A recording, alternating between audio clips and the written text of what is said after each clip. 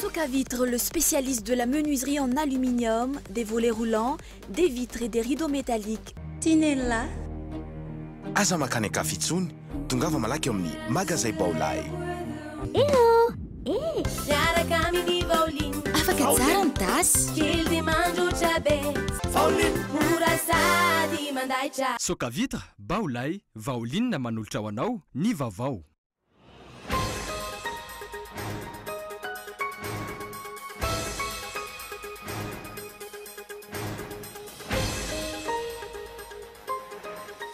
Tokony jery fitaratra ny misy ny atany hoy azo andrenana velo androandry raha nanontaniana momba ny fanoloana ny bentanany sesy tato ato takiny antoko malagasy miara-miaingany sy ny fitsibidalao mazava raha tsy karakara ary tsy misy mangarahara ny fanatanterahana ny fividianana hoy ity mpanao politika ity nanao fionambe ny tanora malagasy miara-miainga androany tontolo tao amin'ny fohy be toerany antoko tao sonerana. Nosamborin'ny Emoraika ny filoto aloha Marc Ravalomanana tany Antsirabe rehefa nikasany amory vahoaka tao amin'ny Magoro. Nioatra ny feve ity filoto aloha ity. Efatra amin'ny omaly no tsy afaka nandray fitenenana tany amin'ny fiangonana iray tany Ambositra izy araka ny baika avy aty Andrenivohitra. Tsy mbola lidina araka izay niveriny maro azy ny vidin'ny entana eny an-tsena herinandro aoriana ny fety. Amin'ny volana May anefa vao mety hidina tsikelikely ny vidin'entana fampiasa andavanandro ireo mpivarotra. Etsakilany mitaraina ireo mpamongady fa ireo karana mpanafatra no tena mitana ny vidin'entana. Lafy tsara ny fiakaran'ny rano ve miloaka trondro matetika ny sarambabembahoaka ankehitriny. Tao aorian'ny fiakaran'ny rano farany teo nitobaka mora ny trondro madinika avy eto Andrenivohitra izay vidiana 2,000 ariary ny kilao. Sahirana mafy ireo mpanafatra trondro any aloatra sy tasy.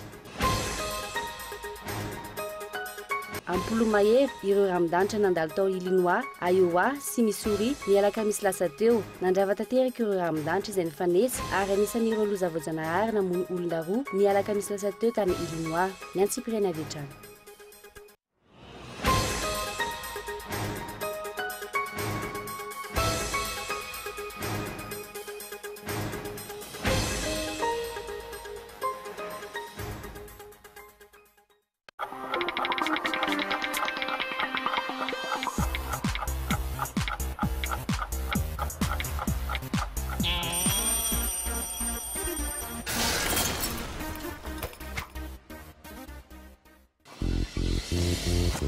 Efa ela no nitadiavako shampoing azo antoka sy tsy manimba ny volo. Shampoing tena mety aminy ary manamanitra azy Sady maty ampiasa matetika e. Zany no natonga anay nifidy ny shampoing vao. Shampoing papay mampangirana sy manala ny volo misy rivotra. Shampoing menthe manadio sy manamevana ny volo misy angatrana. Shampoing citron manome tanjaka ny volo mora mitsiro menaka. Vao shampoing tia ny volo query. Vao shampoing citron, papay sy menthe amin'ny sachet sy tavoahangy.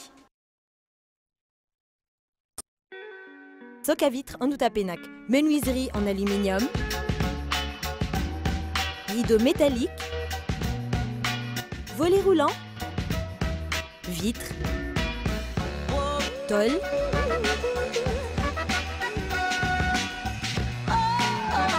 Socavitre en Outapenac, 020 22 682 28, 033 11 256 63, Socavitre en Outapenac, très sincèrement à votre service. Des nouvelles gammes de produits débarquent chez Baolay, où l'on en prend plein les yeux avec un très bon rapport qualité-prix. Smart TV Ultratech correspondront mieux à vos besoins et à votre budget. Des subwoofers top et de qualité dotés des meilleures fonctions à petit prix. Découvrez les meilleurs frigos du moment qui coïncident à vos attentes à prix hyper compétitif. Des superbes produits, rien que pour les femmes, se marient très bien avec tous les intérieurs. Baolay, toujours meilleur. Ny azo ny vaniko laka, ny tanina andrino ny tsara. Ny orinasa Madagascar Evolution Immobilier dia vonona ny mefafapoanao izay mikasa hividy tany. Fitsidihana maimaimpoana, mampandrisaina anao amin'ny fikarakarana ny taratasy rehetra. Koa raha mila fanazavana fanampiny ianao dia antsoy azy ny lahazana 033 21 099 06 na ry 034 14 099 06 22 566 54. Madagascar Évolution Immobilier, un avenir sûr, investir, bâtir pour le futur.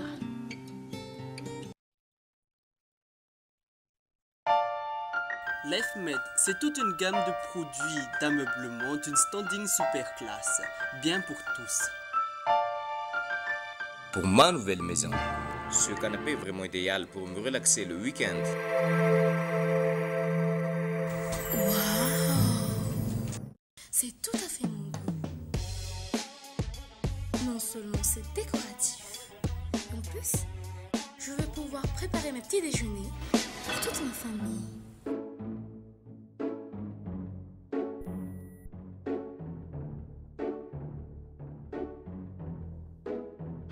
Même les enfants rêvent d'être grands.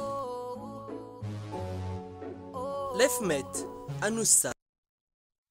Bon ben je vais partir là. Ok. C'est bon là? Ouais. Pas de bisous? Non, ça va. Rejoignez Annick Beauté, spécialiste en coloration, coiffure d'événements, tissage, coiffure pour hommes, pack mariage. Oh, pas de bisous? Non, ça ira. Voulez-vous être une femme sublime, attrayante et sûre de vous? Mon secret, Annick Beauté. N'hésitez plus, affirmez votre personnalité chez Annick Beauté. Annick Beauté, notre secret.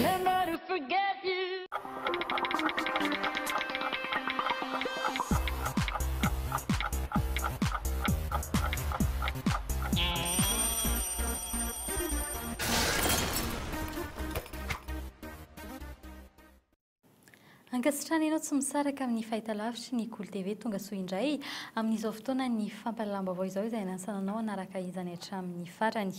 Ny vaovao ny politika avy hatrany isantarantsika ny fiarahana amin'ny tianio ity na intsy ny fanehoan-kevitry ny filoha nasionaly ny antoko malagasy miaramiainga androany. Tsy voakarakara araka ny tokony ho izy ny fifidianana ary tsy misy ny mangarara takiny ity antoko ity ny siny ny fitsipy-dalo mazava mahavita ny asany ve ny minisitry ny atitany hoy Ajo Andriananarivelo mahalona ny fanontaniany mpanao gazety mikasika ny fahalona tompona ndraiky mpanjakana sesilany ankehitriny nisy ny fiona sy ny fanofanana ataon'ny foibe sy ny tanora malagasy miaramiainga androany teny sonerana ny omana amin'ny fiatrehana ny fifidianana rehetra ifandimby eto amin'ny firenena arao ny fanatezina. Ratsy ny fikarakarana fifidianana tsy misy mangarahara. Porofo marobe no afantarana ankehitriny fa terena mpandany sy tady kandida SVM ny tompona ndraikitra mpikarakara ny fifidianana ny fotony. Antony izay efa nangatahana ny anoloana ny senita saingy mbola mizingizina miazo ity rafitra ity ihany ny fitondram-panjakana. Manameloka izany ny antoko malagasy miaramiainga. Aoksika malagasy fampiatsara velatsy satria no avy ny firenentsika no atao ao aminatin'ireny fanomanana fifidianana ireny. Tokony handray andraikitra ny fanjakana, handray andraikitra marina satria ny zavatra toy izao ihany mahatonga ny savovory eo amin'ny firenena rehefa avy eo ka tsy ilazana indray ny hoe tokony tsy hikorotana ny vahoaka, tokony hilamina ny vahoaka nefa ny fanjakana mihitsy zany androany no manao fihetsika mitondra makany amin'ny fahasorena ny vahoaka. Etsekilan'izay ihany koa nahitsy ny Prime Ministre lefitra teo aloha ity ihany koa ny ministry ny atitany amin'ny fomba fitantanana ny firenena manoloana ny tery-vaimanta sy ny kajy politika samihafa fa indrindra ny fijalian'ireo kominina sy fokotany izay tsy norarainy ny fitondrana ankehitriny ka misedra fahasairanana mafy.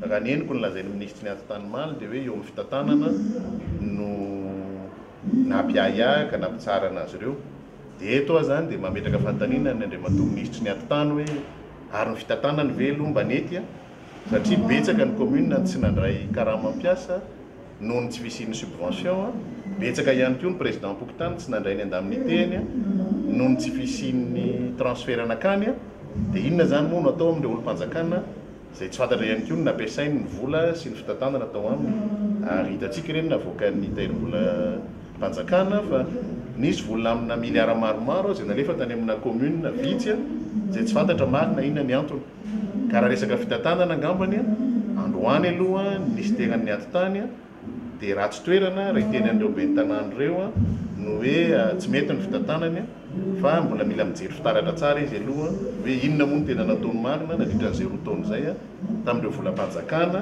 na tokony alefa tany amin'ny commune tsirairay avy. Zay dia vonona ny joro fa olombelona amin'izany fa mibetsaka ny commune no tsy nandray an'ireo subvention hanao fifidianana nefitsika izao ametraka commune dia ho atao fampitambazana ara-politika ave ny hoe fanomezana subvention zany nefa volam-panjakana zany volam-bahoaka gamba efa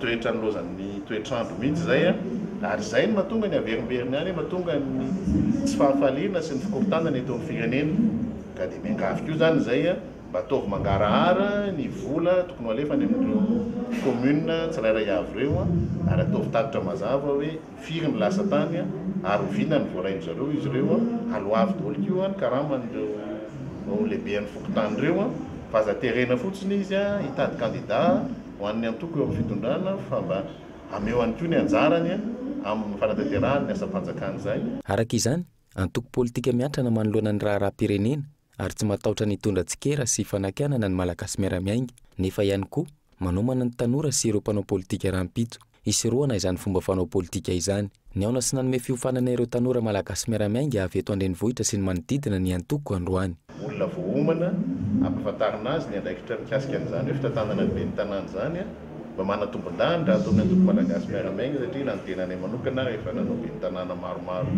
mandaa ihany dia fomba fiasanay dia homanina aloha ilay olona ary izany izy mba hitondra zavatra tsara hofidiana ho be ny tanàna azy fa tsy hoe sambotsamborona eny dia atao izay alany azy fotsiny dia rehefa tonga eo indray izy dia manao ny ataony ary hitantsika fa zay olona sambotsamborona sy ampanaovana andraikitra zay tsy nomanan'izay matetika nasimba ny firenena izay no ezahanay ahitsy dia indrindra anampiana an'ireo candidat zay fiatrehana ny asa zay nirinay atokotry ny voninkazo zay ezahanay tarina le izy ao anivon'ireo antoko miara-dio anatin'ny alliance fa dia atomboka aloha zany atao amin'ny antoko malagasy miara-miainga efa ny alohavan'ny fitetezam-paritra samihafa izay mbola hitoy ny fionana sy ny fampiofanana tahaka izao. Tafiditra ao anaty anjara asan'ny antoko politika velona izany raha ny fanazavana azo teto ho fiseroana ny fahadisoana nataon'ireo mpitondra teo aloha. Fa mbola amin'izay vaovaon'ny politika izay hatrany nisy lahatsoratra nivoaka an-gazety mpiseho isan'andro iray nitatitra fa nisy ny fionany mpitarika ny antoko sasany eo anivon'ny alliance tamin'ny mpitondra fanjakana teny Avoloha. Rehefa nanao fanadina mikasika izany izahay dia voapirofo fa tsy nisy velively izany, izany hoe tsy marina ny filazanana fa nisy fionana ntsokosoko teo amin'ny mpitariky ny antoko politika sasany eo anivon'ny alliance sy ny filoham-pirenena nanteren'ny malagasy miara-miainga rahateo androany fa milamina ary mirindra ny fiara-miasa eo amin'ny antoko dimy mivondrona eo anivon'ny alliance izay. Fa mikasika ny fantanterana ny fifidianana kominaly kosa indray tsy mbola misy tomombana ny ankamaroany ny pitsopitsony amin'ny fikarakarana ny fifidianana ho ben'ny tanàna efa mbola nalatsaka mialoha ny datiny faraky amin'ny 30 Jolay nantanterahana izany.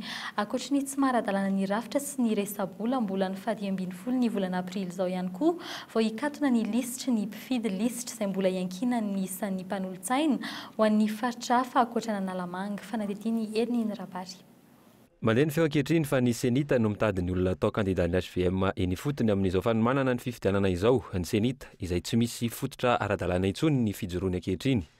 Mbola fanontaniana mipetraka ihany koa ny amin'ny maha-ara-dalàna na tsy nametrahana ny filohan'ny senita ankehitriny taorian'ny nanendrena ny Atala Beatrice ho minisitry ny raharaha-mbahiny. Ankoatra ny tsy fahampiana eo amin'ny resabola, mbola tsy mikatona ihany koa ny lisitry ny mpifidy. Herinandro taorian'ny sokafany fametrahana ny atao taratasy firotsaka hovidiny ireo candidat. Mety mbola misy ny olona atao hoe tsy voasoratra na hoe misy fanoratana tsy misy diso ohatran'izany ianarana fa anjaran'ilay olona no signalena izay zavatra izay au niveau ny fokotany sy ny ka tiako lazana zay io le liste à arrêter au 15 avril io zany io dia io no isy extrait hipetraka ny fokotany anaovana verification. Etsy an-tanin'izay nefa ny minisitry ny atitany izay tokony andraikitra mivantana amin'ny fanomanana ny fifidianana dia mbola nanamafy fa efa feno avokoa ny fipetra rehetra ahafahana manao ny fifidianana amin'ny faraky amin'ny 30 ny volana Jolay ho avy izao. Tsy izay nefa ny zava-misy. Fa ny zavatra efa fantatra efa misy ny sorabola zany hoe zany fandraisany fanjakana malagasy an-tanana ny fifidianana io fa misy ihany koa zany na tiatsika na tsy tiatsika zany ireo mpiara-nombonatoka zay ao anatin'le passé mazadino fa ny senita sy ny PNUD moa zany no ataontsika hoe nivona adintafo amin'io zavatra io misy foana ny fikonan-doha matetitetika mba ilazana hoe inona mety ho anjara hoe anjara andraikitry ny fitondram-panjakana eo amin'ny fanomanana sy fanatanterahana ny fifidianana. ahoana no azo naantoka fa tsy ibontsina nisan'ny mpifidy amin'ny fotoana farany. Okorim-pahana indray ary ve zany ny fanatanterahana ity fifidianana ity mikasika io tsy fahampiny ny vola io ihany koa dia mialangalana hatrany ireo tompona andraikitra eo anivon'ny sy nita raha nytanina izay tena toe-bola marina eo ampelantanan'izy ireo. 7 miliara ariary nefa no mbola tadiavina raha ny vaovao nangoninay samy manilika any amin'ny ministeran'ny vola sy ny teti-bola avokoa izay rehetra antanina. Ity ministera ity anefa tsy mbola nahazo mpanazavana ihany koa momba izany. Inona no ao ambadika izany korotana rehetra izany? Fa mirara-kopana kosa ankehitriny ny fahalona ny tompon'andraikitra ny fotony fametrahana ny olon'ny HVM amin'ny toerana politika indray izao no malaza amin'izao vanim-potoana ikarakarana ny fifidianana izao manomboka eny amin'ny faritra ny distrika ny commune hatrany amin'ny sampandrara stratéjika rehetra amin'ny fifidianana raha ny fantatra nosoloana HVM avokoa ny tompon'andraikitra rehetra ireo tompon'andraikitra rehetra ireo izany hoe mbola fanamafisana orina ny antoko ny fitondram-panjakana hatrany efa mbola nalatsaka mialoha ny fifidianana kominaly. Manao izay ho afany manamafy ny toerana eny fotony HVM amin'izao fotoana akatoky ny fifidianana izao. Tato anatin'ny iray volana izao ny fanesy ny fanoloana tompon'andraikitra eny anivo ny vondrom-bahoaka Apatratra Tsinjara-pahefana rehetra. Tsy latsaky ny 20 izy ireo ankehitriny nanomboka tamin'ilay fanoloana lehibe ny faritra 12 ka isan'izany ny tany Vakinakaratra izay niezaka nampiseho ny fiarahany amin'ny mpitondra kanefa voatsipaka ambavafo. Tao ihany koa ny tany amin'ny faritra Nosy izay fantatra fa manana roa-pihavanana amin'ny minisitry ny raharaham-bahiny ankehitriny sady filohan'ny senita teo aloha ihany koa. Ny lehibe ny faritra ny Laotra Mangory izay nosoloana ny londohan'ny mpisorona ao amin'ny antoko HVM ny antoerana. Ireo tompon'andraikitra vaovao ireo ihany koa izay tsy ankasitrahan'ny mponany ankamarony ary mampiayany amin'ny tsy hisian'ny fifidianana mangarahara ihany koa. Reo ohatra fa ny lehibe ny distrika vaovao ny Kongo dia mirere fa efa nanao fifanarahana tamin'ny antoko HVM fa hanao izay ho afany hampandany ny kandidan'ny antoko ao amin'ny distrika Iadidiny mba ho tambiny ny fanendrena azy ho amin'ny toerana io. Io faneriana ny tompon'andraiki-panjakana hampandany ny HVM amin'ny fifidianana ben'ny tanana io indray izao no malaza manerina ny Madagasikara. Tsy misy milaza ofisialy ny mpitondra fa manao izany izy ireo. Ny fitarainana samihafa izay toy ny manamarina izany no nipoitra isan'andro. Ohatra vao haingana indrindra ny fahalona ny ben'ny tanàna ny Sabotsy Namehana. Efa nataon'ny fitondrana mifanesy teto amin'ny firenena izany. 7% ny ben'ny tanàna ohatra no timma tamin'ny andron-dravalomanana marika filoham-pirenena. Tsy nanakana ny fianjeran'ny fitondrana nefa izany ankehitriny indray manaraka izany ny antoko HVM. Afapana ny raharaham-pirenena atoato. Fantatra kosa tamin'ity anio ity fa nosamborina tao Antsirabe i marika ravalomanana androany araka ny loharan'ny vaovao akaiky ity filoha teo aloha ity fisamborana nampiasan-kery izany raha ny fanazavany olona akaiky azy io hatrany izay tsy mbola namariny ny mpanao gazety avy any an-toerana. Mbola any Antsirabe ity filoha teo aloha ity hatramin'ny tamin'ny enora sisa ny ariva teo araka ny tombatomba ny mpanara-baovao ny vava sy ny fanehoan-kevitra izay ambaran'ny mpanara-baovao maro fa miendrika fiantsiny izay nataony no antony ity fihetsiky ny fitondrana ity. Tsy mbola misy vaovao ofisialy ny azo antoka sy no amarin'ireo olona akaikin'ny filoha teo aloha marika ravalomanana dia nisamborina tao Antsirabe ity mpanao politika ity rehefa nikasa hanao famorim-bahoaka tao Magro. Ny zoma no voalaza fa efa nahazo baiko ametra azy tsy handray fitenenana tany Ambositra ny mpitandro ny filaminana izay niara-dia niambina ity mpitarika ny tima ity izany hoe norarana tsy ho afaka amin'ny teny intsony marika ravalomanana ny zoma ny Sabotsy nosamborina tao Antsirabe izy. Araka ny vaovao no amarinay nampiakarina tamin'ny fiara tsy mataho-dalan'ny emo i marika ravalomanana ary tsy afaka niaraka tamin'ireo mpomba azy. Inona no mety ho hevitry ny fitondram-panjakana? Ny ohatra izay ny fanarahana ve i marika ravalomanana ka tsy maintsy nandraisana ireo fepetra ireo. Ny tamaso dia nitombo ireo karazana faneho-kevitra izay ahitana taratra ny disadisa eo amin'ny TIM sy ny HVM. Tao amin'ny Carleton nilaza ny aran'ny teritery i marika ravalomanana. Talohan'izay efa nilaza ihany koa izy teny amin'ny Magro fa mba manana afetsena ihany. Taty aoriana ny sesisesy ny fiaonany tamin'ny masoivo vahiny nahazo toko tamin'ireo firenena vahiny izay efa naindraindra hatrany izay ve i marika ravalomanana ka lasa nasa ireny fihetsika samihafa ireny. Ao anatin'ny fanomanana ny fifidianana isika ankehitriny sarinady sa tena izy ilay hoe fiara-miasan'ny TIM sy ny HVM. Inona no anjara toeran'ny ery avy any ivelany amin'izao raharaha politika eto izao? Na izany na tsy izany raha ny zava-misy ankehitriny manaratsy endrika ny fitondram-panjakana ny zava-misy ankehitriny manoloana ny resaka fampihavana-pirenena izay naindraindra hatramin'izay.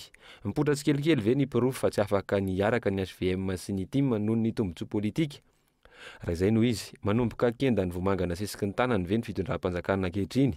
Hatramin'izao tsy fantatra mazava ny toerana misy ny filoha teo aloha Marc Ravalomanana. Araka ny vaovao io arivo ihany koa dia ampiakarina eto an-drenivohitra Androany alina na rahampitso ity filoha teo aloha ity. Fa eo amin'ny vaovaon'ny toe-karena kosa indray ny volana mianoany vao mety hisy ny fidinan'ny vidin'entana fampiasa amin'ny andavanandro raha nambara ny mpivarotra dia ny Anosy be androany mbola mitazona ny vidin'entana nandritra ny fetin'ny Paska teo ireo mpamongady lehibe ankehitriny amin'ny ankapobeny manjaka ny kabraraka amin'ny famerana ny vidin'entana raha nambara ny mpivarotra hatrany fanadidiny Lili Rapiata. Herinandro aty aorian'ny fetin'ny Paska tsy mbola hita taratra eny an-tsena ny fidinan'ny vidin'entana fampiasa amin'ny andavanandro. Mifanohitra amin'ny andrasan'ny mpiantsena isan'andro ny zava-misy. Mandina ny 210 ariary ny kilaon'ny siramamy ankehitriny raha toa ka 710 ariary izany teo aloha. 704 ariary kosa ny hitatry ny menaka raha toa ka mandina ny 504 ariary izany teo aloha. Ireny entana farana ny tena ahitana fiakarany raha ny fanazavan'ny mpivarotra. Ny avy eto miakatra.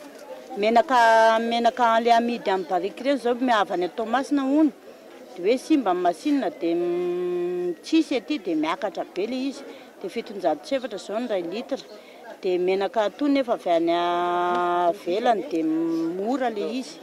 Omega zao mora be 907 ny kasite tonga avy any mipakaetana dia vao indray ity fa zao indray ny prix an'ity izy avy any amin'ny karana any tena miakatra be.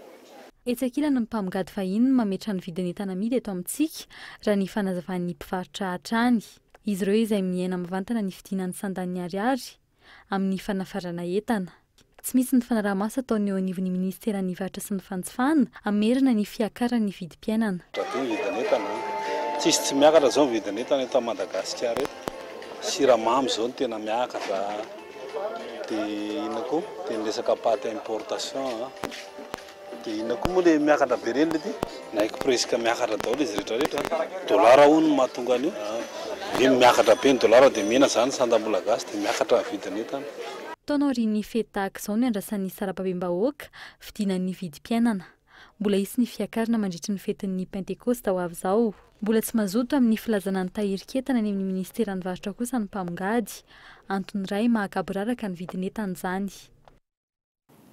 Mbola mikasika izay vidin'entana izay hatrany mora dia mora ny vidin'ny trondro amin'izao fotoan'izao dia ny karaza trondro madinika 2 ariary dia efa mahazo 1 kilao amin'izay trondro madinika izay ny mpanika eto an-drenivohitra sy ny manodidina no mbana ny tsenan trondro ankehitriny sahiran-tsaina kosa ny mpanafatra avy any amin'ny faritra loatra sy tasy fanadidiny. Karazany roa ny mpivarotrondro eto an-drenivohitra ankehitriny. Ny mpandraraha izany hoe ny mpanafatra trondron-dranomamy mandavataona sy ny mpivarotra taty aoriana izay mivelona amin'ny fivarotana ny trondro madinika izay lasa mitobaka mora eny an-tsena taoriany ny fiakaran'ny rano farany teo. Saika isaky ny kiondalina dia ahitana reto farany. Avy any Ambohitsimanjaka. Betsaka aloha mpividy amin'izao fa le trondro lasa mora amin'izao. Miakatra be le trondro dia lasa be da be no mitondra le trondro. Araka izany, azo lazaina fa zakany be sy ny maro ny vidiny. 500 ariary dia mahazo apa 1 kilao izay mahaloaka fianakaviana kely iray. Mora le izy dia mba mividy fotsiny. 2 kilao. Hatreny amin'ny hotely, nitina ny iray lovia amin'ny vary laofana trondro. 10 ariary dia mahazo. Trondro loha amin'izao zany moramora. Trondro loha tian'ny olona ny trondro. Eny be mpanjifa ny trondro zany eto aminay eto. Na manty zany hotely eto moa zany masaka namidinay. 5000 zao dia efa mahazo trondro. 5000 any amin'ny plan trondro. Etsakilany kosa nefa velo taraina ny mpiantoka amin'ny fatiantoka noho izy ireo izay manafatra avy any amin'ny faritra toy ny any alaotra itasy sy ny sisa. Ny kalitaon'ny trondro avy any amin'ny faritra hafa sisa ny dokavaritra hoentin'izy ireo miatrika ny tsena. Raha ny vidiny ray alina ny kilaon'ny trondro ny tasy teo aloha ny 900 zany ankehitriny. Arivo dia 1 kilao e. Teo zao izy 50 000 ny kilao dia zao izy efa midina be mihitsy. Na tsy mahatonga anay tsy varotra trondro eto Antananarivo efa malaza fa ratsy ny trondro. Fa ny anay avy any Ambatondrazaka zany Mahasanga, Marovay, Ambatondrazaka izay ny trondro amidinay. Isan'ny sakafo be mpitia ny trondro ary hita ao amin'ny avokoa ny karazana otrikaina rehetra toy ny minéraux, vitamine, calcium sy ny sisa. Miaro amin'ny aretin'ny fo sy ny lalandray ihany koa io hazandrano io. Lafim-baovaka kosa indray ary midokera mihoatry ny zato no niditra antsokosoko teto Madagasikara hatramin'ny fiandohan'ity taona 2024 ity hatreto. Ny 10 amin'ireo no efa saro ny mpitandro ny filaminana amin'ny fanadihadiana momba ireo basy ireo miainga avy any amin'ny serana Toamasina sy ny serana Mpiara-Manidina hatrany Fianarantsoa hatrarany ireo basy mahery vaika ireo sy 10 andro no nomeny ny zandary hatrarana izay basy izay sy ny tompony ary ny piraitsy kombakomba aminy arao ny fanadihadiana ka eto Andretsilavo.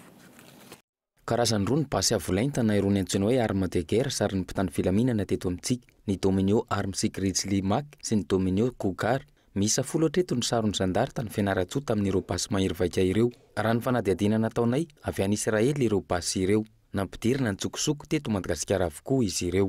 Reo zany dia niditra ny tsokosoko amafisoko ihany. Niditra ny tsokosoko teto izy ka na iza ny soniny papieny dia faux papier daholo. En pleine enquête tsika zao. Ny promesse nameko anareo des centaines de fusils qui entrent illégalement à Madagascar no azontsika d'ici 3 mois. Compte ambany io. Mba tsy ampandaingy, compte ambany. Misy firaisana tsy kombakomba avolenta araka izany eto amintsika ka nahafahana napiditra ireo basy ireo. Ankoatr'izay, ny fitaterana azy ireo ho tonga amin'ny toerana iray tahaka ny Fianarantsoa. Tsy maintsy ho nandeha fiara ireo basy ireo. Neto amintsika nefa ary efa isany ny mampitaraina ireo mpitatitra mizotra ny lalam-pirenena 2 sy 7 ahitana zandary sy polisy misava avokoa isaky ny tanàna lalovana. Mitohy ny fanadihadiana hoe ny tompona andraikitra. Le olona détenteur d'armes niditra tsokosoko, le tompon'le basy, zay no jereny voalohany dia teneniny hoe iza no nividianany azy dia miakatra ny enquête. Mazava ho azy aloha zany fa tsy tonga any Fianarantsoa ny basy raha tsy mandalo port sy aéroport. Zay dia efa azo antoka zay. Nanomboka tany Toamasina hatrany Fianaratsoa zany no afaka nandehandeha tsy nisy fisavana na ihany koa navela nandeha ireo basy ireo. Tsotra aloha izany hatreto ny famaritana ny fiarovana ny tanin'ny Repoblikan'i Madagasikara.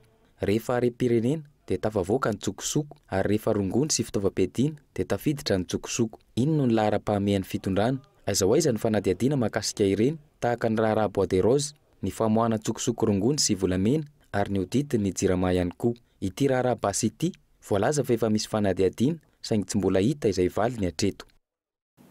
Fa eo amin'ny tontolon'ny fampianarana kosa indray niakatra ny fifampivarotana trano teny Ankatso. Voaporofo izany fa tsy mpianatra avokoa no manao izany tafakatra hatramin'ny 2 hetsy sy 4 tapitrisa ny vidin'ny cité lafo indrindra iray tapitrisa no mora indrindra efa hatramin'ny taona 7,750 tany ho any nanomboka ny fifidianana trano teny an-toerana ary ny koroano ny antombohan'izany raha ny fanazavany fijoroan'ny vavolombelona mpianatra iray. Tsy misy fandraisana ndraikitry ny koroa ihany koa malona ny fahasimban'ny trano fa ny mpianatra ny voatery mamoaka vola aposy anarenina ny cité simba fanadihadiana. Raha ny teny amin'ny cité Ankatso 2 no niandohan'ny fifamarotana trano ny taona 2020 sy 700 tsy misy tsy ahitana fifamarotana trano ankehitriny ireo toerana ahitana cité hafa toy ny eny Ankatso 1, Ambohipo ary Ambatomaro. Ny cité Ankatso 2 izay raha ara-tantara naorina vonjomaika ho an'ny mpianatra fahiny mandra-pahavitandreo hafa itoerana maharitra. Taorian'izay tokony horavaina saingy tsy tanteraka izany noho ny fitombony isan'ny mpianatra. Rehefa ty tamin'izany foana zany tsisy varavarankely, tsisy varavarana fa zay olona tonga avy any amin'ny province mipetraka aminy no manamboatra azy 400,000 francs no nomenany croix tamin'izany. Tsy hipetraka ohatriny zany afa efa nahita asa dia tsisy varany intsony mipetraka ao dia zay no namidianako anazy. 6,5 millions no namarotako anazy. Izany hoe taloha moa zay nividy an'ilay trano, zay no nazahoana an'ilay trano zany nividiana dia mivamba mivarotra koa zay amin'izao zany. Ankilan'izay simba sy potika ny ankamaroan'ireo fotodrafitrasa eny amin'ny cité universitaire. Ny mpiasa no omeny avy amin'ny croix fa ny mpianatra no miantoka ny fampitaovana sy ny fividianana izany. Ny président de bloc no manao compte rendu any amin'ny croix hoe zao ny zavatra simba aty anaty bloc. Fa indraindray ny tena zava-misy ny bloc tsirairay manao cotisation dia le cotisation iny hividianana an'le fitaovana simba. Mandraiky jiro amin'ny bloc jiaby ty simby jiaby dia tsy maintsy magnano cotisation ankoatran'le hoe 5,000 samboliny. Manontany tena araka izany ireo mpianatra hoe tsy misy ve izany ny teti-bola-panjakana natokana ho fanarenana ny simba eny amin'ny fonenan'izy ireo. Io resaka tsy fahatombana ny fotodrafitrasa io ihany koa no antony tsy mbola hirosona amin'ny fizarana ireo trano lehibe roa vaovao raha ny fanazavany ministry ny fampianarana ambony. Mbola tsisy jiro sy rano satria efa ampidirina izy zao fa ny jirama mbola mampiandry amin'ilay jiro sy rano.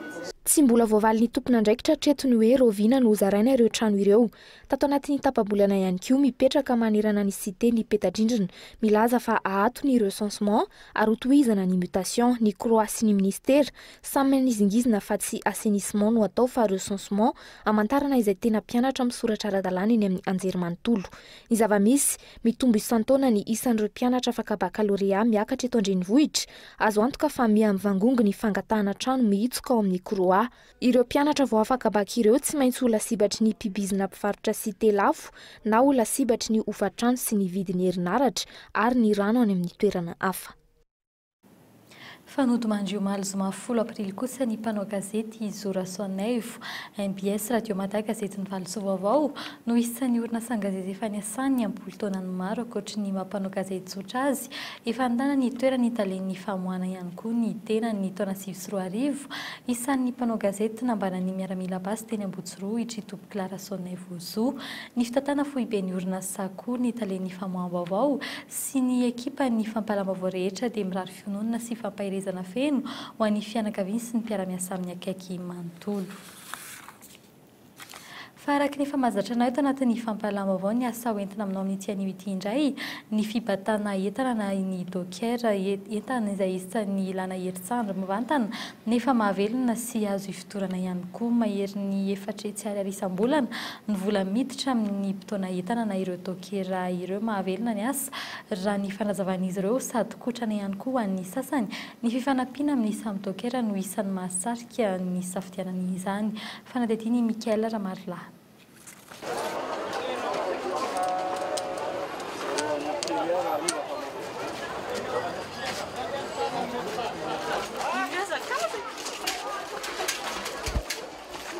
Amin'ny 10 ora maraina manomboka ny azakazaka amin'ny fitaomana entana amin'ireo dokera miisa 700 ety ary 5 isaky ny kilao ny fanarahan'izy ireo amin'ny fitondrana entana. Ho an'ity raim-pianakaviana iray ity izay manana zanaka enina efa 12 taona izao nanaovany ity asa fitaomana entana ity. Mampiditra manomboka amin'ny 3,000 ariary hatramin'ny 7,000 ariary. Antony iray ny safidian'ity asa ity ny fananana fahalalahana amin'ny fotoana. Za tsy mifidy fa anjainjay zao ny amin'ny voamaina dia aty MPPN ohatsy ray taonina sasany 2 taonina. Izay zany no tena hoe pepre isan'andro. Tsy misy voka-dratsy ny vatana ve ilay? Tsisy za zao voalazo amin'ny forme be zao. Milaza ho mahazakatra amin'ny 50 kilao indray mitondra ity raim-pianakaviana ity. Mizara roa ny fitaomana entana, ao ny mitondra vary amin'angonina, siramamy na ihany koa lafarinina, eo ihany koa ny heta madinika sy ny legioma izay ampiasan'izy ireo fitaterana manokana. Isan'ny olana hatrehan'izy ireo isan'andro ny fivezivezen'ny mpiantsena maro. Raha vao hoe tena misy misosa tapoka zany n'ity kiraronao ty dia ao anao zany tsy mety hoe amon'olona raha tsy anao maty dia n'olona any ivelany. Iny dia mama ho ady manaina ndi keskirina. Ady manaina. Mikesika ihany ny ady manaina fa raha hoe resaka kitapo zany tsy ihany. Ahoana moa tsy avelona moa ka inona ary moa ny navelomana ny anabavon'ny bandy. Mahatratra amin'ny 20 kilometatra ny alavirana tsy maintsy atao isan'andro amin'ny fivezivezena eto an-tsena sy ivelan-tsena. Tsy voafetra ny isan'ny mpiantsena milaza ireo amin'ny alavirana rehetra ato an-tsena. Ny fiarabe mpitondra vary sy vokatra no tena fidiram-bola fototra ho azy ireo. Araka ny fanazavan'ny mpitsabo, ny aretin'ny tratra sy ny taovam-pisefona ary ny aretin'ny hazon-damosina no ahina isy fiantraikany amin'ny fahalebiazan'ny entana bataina. Ny ankamaroan'ny eto Anosy be kosa mitaiza-tena amin'ny fanaovana rugby. Eo amin'ny vaovaon'ny fanatanjahantena kosa nanomboka androany ny ampahany voalohany amin'ilay fananana slalom tafiditra amin'ny dingana faharoa iadiny izay ho tompon-daka ny Madagasikara ho an'ity taona 2024 ity tanterahina tetsy amin'ny kianja malalaka Andohatapenaka ny fananana izay nikarakarain'ny club Sakma sy ny Yako aharitra 2 andro zany arao ny fanadihadiana. Nanomboka anio ary toeram-pitsoalady 12 aprily ny dingana faharoa iadina izay ho tompon-takany Madagasikara eo amin'ny sokajy slalom taona 2024 fifananana izay nokarakarain'ny club Sakma ary notoanan'ny Yako. Tetsy amin'ny tany malalaka Andohatapenaka no nanatanterana izany tamin'ny alaviran-dalana mirefy 1 kilometatra sy 700 izay iodinan'ireo mpifaninana indroa. raha nivokatra teo amin'ny Crosscar izay nisy mpifaninana anankifito dia napetraky Jojo avy amin'ny club MSA ny fotoana tsara tamin'ny première manche androany ary nanaovany ny fotoanana 2 minitra sy 7 segondra sy 7. Teo amin'ny larana faharoa nisy Anikash ilay nifandimby fiara tamin'ny Jojo avy eo amin'ny club MSA Atrany very 10 segondra tamin'ny Jojo ary Gepard avy eo amin'ny club ACCT no fahatelo vokatra Vonjimaiky tamin'ny fotoanana 2 minitra sy 4 segondra sy 4. Teo amin'ny Sokajy SSV izay nisy mpifaninana anankiefatra dia mbola nataony tojo nitondra Kanam Maverick Miller avy eo amin'ny club FMMSA Matrany ny fotoana tsara 2 minitra sy 12 segondra sy 4 no namezan'ny fiodinana indroa. 10 segondra mahery kely nanaraka ilay mpanamory Kanam teo amin'ny larana faharoa nisy any Endry nitondra Polaris RZR 900 EFI Cool TVFM avy eo amin'ny club FMMSA Matrany ary Andriambavilanitra izay nifandimby fiara tamin'ny tojo i Botaline no teo amin'ny larana fahatelo Vonjimaiky. Teo amin'ny Sokajy fiara indray dia napetraka ilay mpanamory Peugeot 306 M11 dia tsy izany fa i Fred avy eo amin'ny club Asakmany fotoana tsara na 2 minitra sy 9 segondra sy 30. Nanaraka ilay mpanamory M11 teo amin'ny larana faharoa Vonjimaiky dia Idany avy eo amin'ny club Azatanany nitondra ilay Citroën Saxo Cool TVFM M10 2 segondra no elalelana nisy azy roa lahy ireto. Ary mpanamory avy eo amin'ny club FMMSA Gérald Louvel nitondra Peugeot 206 M11 no larana fahatelo vokatra Vonjimaiky. Mariana fa ity fifananana no karakarain'ny club Asakma ity no nahitana fandraisana anjara be indrindra hatramin'izay satria dia nahatratra 7 be izao ireo mpifaninana nandray anjara. Mbola vokatra Vonjimaiky hatrany ireo satria dia mbola itoram-pitso ity fifananana ity izay isy manche anankiroa ary ny maraina no anomboana izany.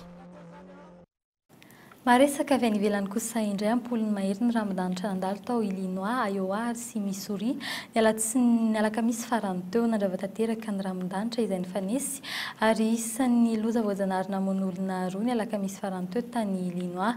Ampoliny naratra isaky ny tanàna ray anjato ny mpamonjy vonona nanao ny fikarohana nandritry ny alina manontolo hatramin'ny maraina ny andron'ny zoma. Misy arivo hatramin'ny 900 eo ny Ramadanitra nandalo any Etazonia isan-taona ny volana May sy Jona ny tena fotoana fandalovana sy famelezany mafy ny mponina any an-toerana. Fa iverina eto toerana kosa sika ato anatin'ny reto vaovao nisongadina tamin'ny tianio ity reto mitaky ny sy ny fitsipitalo mazava mba isi ny fangararana ny fantaterana ny fifidianana ny antoko malagasy miara-miainga androany.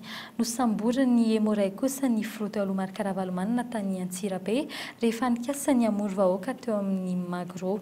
Ary farany ary midogera raha mihoatra ny zato no niditra ny sokosoko teto Madagasikara hatramin'ny fiandohanty taona 2024 ity hatreto ny 10 amin'ireo no efa sarony mpitandron'ny filaminana dia izay ihany koa no hoentina manakatona ny fampahalaam-baovao tamin'ny tianio ity sorona manokana ireo mpanaraka izany amin'ny alalan'ny fahitalavitra FM any amin'ny faritany Toamasina sy ny fahitalavitra DSTV any amin'ny faritany Antsiranana hoentina ihany koa metraka ny veloma ho amin'ny rahampitso indray veloma tompoko.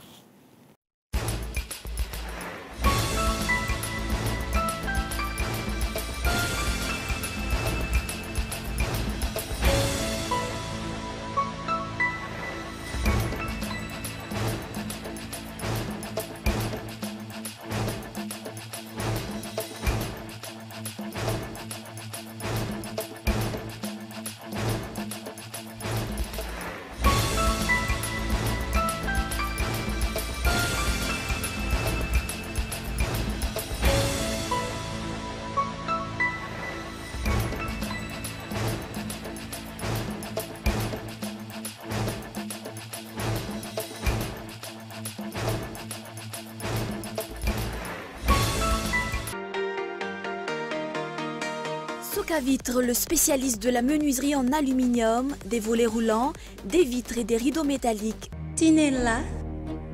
Aza makany akafitsony, tongava malaky amin'ny magasin Baolay. Hello. Miaraka amin'ny Baolin. Afaka tsara ny tasy. Kely dia mandrotra be. Baolin. Mora sady mandaitra. Ny fahapalalamba vao dia niarahanao tamin'ny Socavitre, Baolay, Baolin.